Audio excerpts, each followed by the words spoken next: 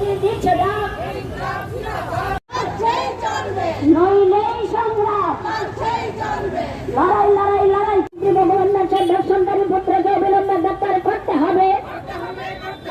ইতিমধ্যে অবগত হয়েছেন যে গোটা রাজ্য এবং গোটা দেশ আজ তোলপাড়।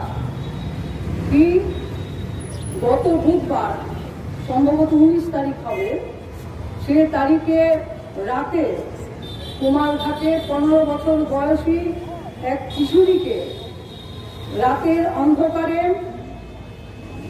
5-6 জন মিলে গণধর্ষণ সংঘটিত করে। এই গণধর্ষণের মূল নায়ক হচ্ছে এই রাজ্যের বিজেপি জোট সরকারের মন্ত্রী ভগবান দাসের পুত্র। আমরা দেখলাম যে সেদিন রাতে মেয়েটাকে ওই কুমারঘাট হাসপাতাল রোডের এক ত্রিতল ভবনে একটি ঘর ভাড়া করে একটি জায়গায় থাকত মন্ত্রী ভগবান দাসের পুত্র। সেখানে ওই মেয়েটাকে নিয়ে গণধর্ষণ সংঘটিত করে। এলাকার মানুষ দেখলো যে মেয়েটা অসুস্থ, তখন তাকে হাসপাতালে নিয়ে আসে। তার মা পরবর্তী সময়ে থানায় জানায় এবং মেয়েটিও বলে, সবার নাম বলেছে কারা কারা তাকে গণধর্ষণ করেছে।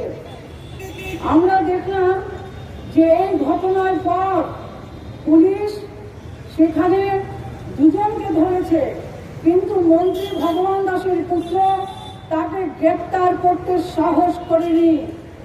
এই পুত্রের কেশাগ্র পর্যন্ত স্পর্শ করতে পারল না পুলিশ। গতকালকে সেম ঘটনা হয়েছে কল্যাণপুরে, কিশোরী কন্যাকে গণধর্ষণ সংঘটিত করেছে। এ কোন রাজ্য? এই ত্রিপুরা। আজকে গোটা রাজ্য এবং দেশে আওয়াজ উঠেছে, এ কোন সকাল চলছে ত্রিপুরা রাজ্যে? এ দেখছি রাতের অন্ধকারের চেয়েও আরো গাঢ় অন্ধকার। এ রাজ্যের পুলিশ সে একাংশ আজকে মেরুদণ্ডহীন প্রাণীতে পরিণত হয়েছে। তারা আজকে দলদাসে পরিণত হয়েছে তাদের এই পুলিশের একাংশ। এই জায়গায় তাদের আমরা বলতে চাই যে শেষ কথা বলবে ত্রিপুরা রাজ্যের জনগণ। আজকে পুলিশ যতই দলদাসে পরিণত হোক না কেন, ইতিহাস কিন্তু শেষ কথা বলবে। কারণ এই রাজ্যের পুলিশ কারাস্পর্শ পুলিশ, এটা ইতিহাস। এই রাজ্যের পুলিশ আজকে জোট সরকারের সময়ে মেরুদণ্ডহীন প্রাণীতে পরিণত হয়েছে, এটাও হচ্ছে ইতিহাস।